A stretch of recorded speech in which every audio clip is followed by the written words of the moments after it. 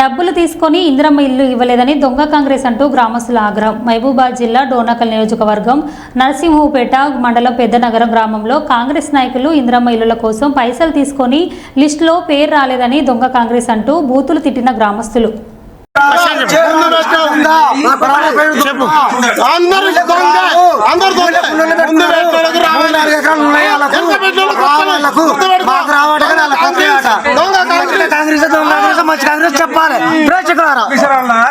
ప్రతి ఒక్క పార్టీలో ఉన్న లుచ్చగాళ్ళంతా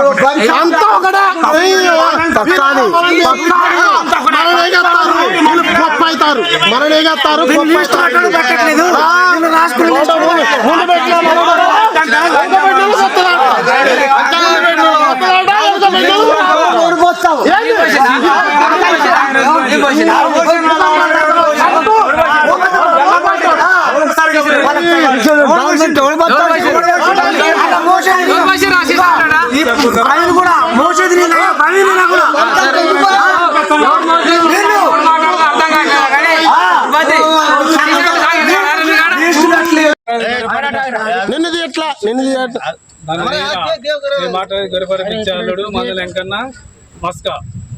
మా ఇల్లు బడి పక్కన ఇల్లు, మా కాలనీలో ఇల్లులు వచ్చినాయి.